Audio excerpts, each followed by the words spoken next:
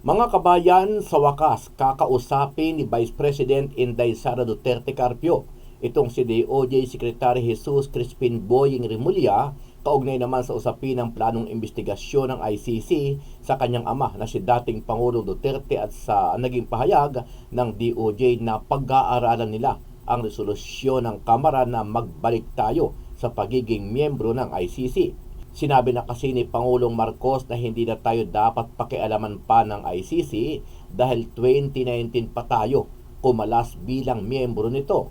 Pero ang pinagtataka ng ilang grupo at ng ating mga kababayan ay bakit nagpupumilit pa ang Kamara maging ang DOJ na maghain ng resolusyon kaugnay dito.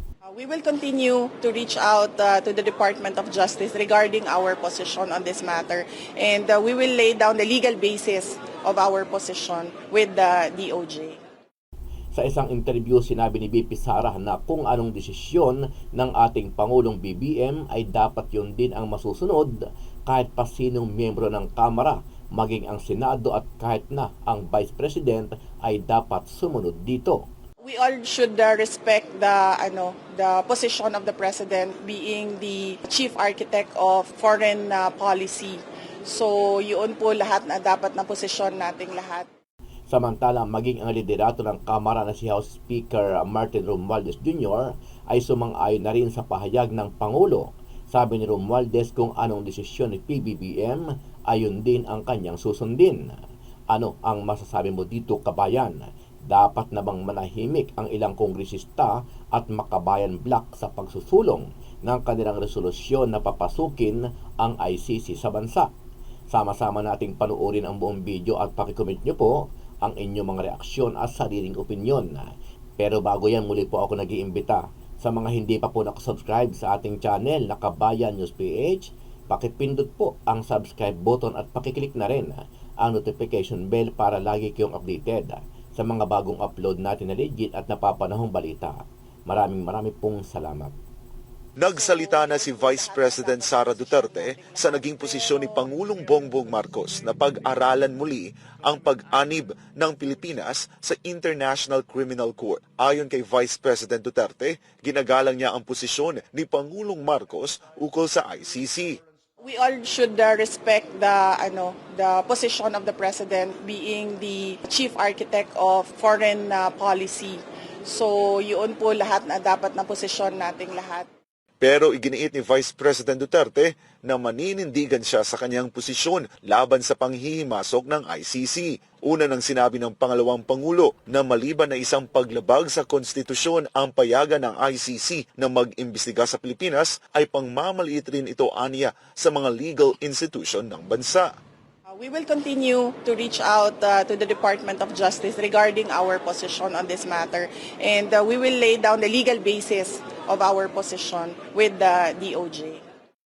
Sa tanong na kung bakit tila biglang nagbago ang posisyon ni Pangulong Marcos ukol sa ICC, ito ang naging sagot ni Vice President Duterte.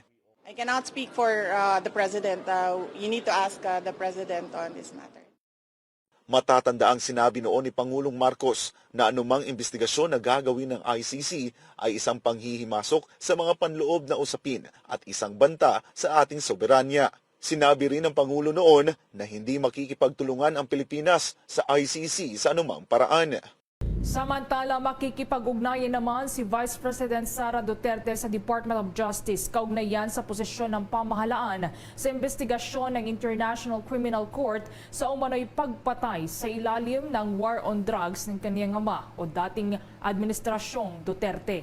Inilatag din ni Vice President Sara sa Department of Justice sa mga legal na batayan sa posisyon ng pamahalaan na hindi dapat makipagtulungan ang gobyerno sa International Criminal Court. Ginawa ng Vice Presidente ang pahayag na ito ilang araw matapos na sabihin nga ni Pangulong Ferdinand Marcos Jr. na pinag-aaralan ng kanyang administrasyon ang posibilidad ng pagbabalik ng Pilipinas sa ICC. Subalit nanindigan naman na walang jurisdiksyon ang International Criminal Court na magsagawa ng investigasyon sa war on drugs ng dating administrasyon dahil gumagana naman ang sistema ng hudikatura sa ating bansa at kayang hawakan ang naturang mga kaso.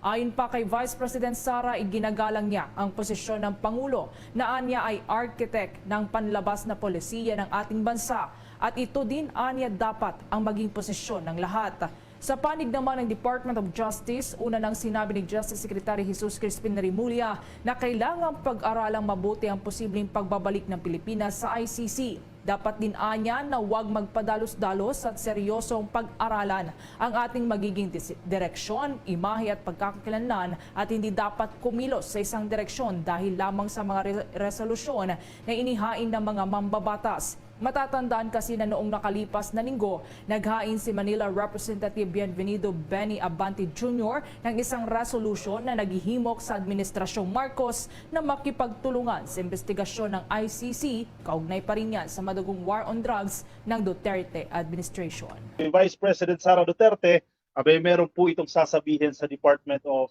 Justice. Ano kaya ito, no? Kaugnay pa rin po ito sa issue ng International Criminal Court, yung kanilang plano na pag-iimbestiga, no, dito sa naging war on drugs ni dating Presidente Rodrigo Roa Duterte. Ano kaya sasabihin dito ni Vice President Sara Duterte? Doon nauna na siyang nagbigay ng opinion, naglabas na po siya ng pahayag ng kanyang saloobin patungkol po dito, at kung inyong natatandaan, na-topic na rin po natin yan, malinaw naman yan na sinasabi ni Vice President Sara Duterte, no, na ang ating Presidente, si PBBM na mismo, meron na siyang point dito, meron na siyang stand dito sa usapin na ito, no? Dito sa issue ng investigasyon ng ICC. Unang-una, wala talaga itong jurisdiction dito sa Pilipinas. Vice President Sara Duterte will insist to the DOJ or Department of Justice that the Philippines should not cooperate with the International Criminal Court in its investigation of killings attributed to the past administration's war on drugs. Yan, ka-coffee yung pagtitiyak dito ni Vice President Sara Duterte. Walang karapatan ang ICC na magsagawa ng investigasyon dito. Bakit nga nabubuhay itong issue na ito? Kasi matagal na itong issue, di ba? Nabuhay ulit yan noong may nag-file ng mga resolution dyan sa House of Representatives. So parang binabalikan nila, ginagantihan nila itong si Vice President Sara Duterte, no? Malinaw naman yan na yan ang stand ni Pangulong Bongbong Marcos. We will continue to reach out to the Department of Justice regarding our position on this matter, and we will lay down the legal basis of our position with the DOJ. Yan po yung pahayag dito ni Vice President Sara Duterte. Kasi ang side naman dito ng Kongreso, no, ng House of Representatives sa pangunguna po ni Speaker Martin Romualdez, malinaw naman ka-copy na sinasabi niya na susundin niya kung ano yung magiging polisiya dito ng executive. In this case, ni Pangulong Bongbong Marcos. Kung gusto ng presidente natin ito, kung gusto ng 5 mambabatas dyan sa House of Representatives, sinadya dyan po ang House Speaker. Definitely, hindi po magpo-prosper, hindi magdi-develop iyang plano na yan. No? Kahit may resolution pang ilabas ang House of Representatives dyan, hindi pa rin po magdi-develop itong gusto nila na magkagaroon ng investigasyon muli ang ICC dahil malinaw na malinaw, walang jurisdiction at gumagana yung justice system dito.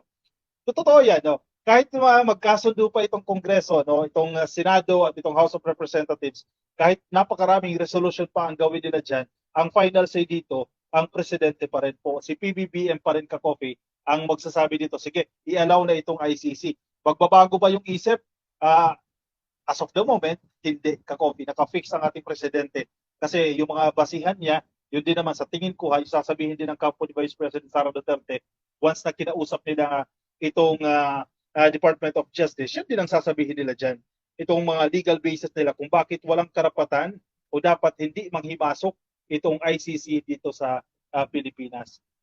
Seryosong pag-aaral ang kinakailangan dyan kasi parang gagawin tayong katatawanan dyan. In a way, parang gumaganti lang sa previous administration kasi nag-withdraw na nga, then babalik, no?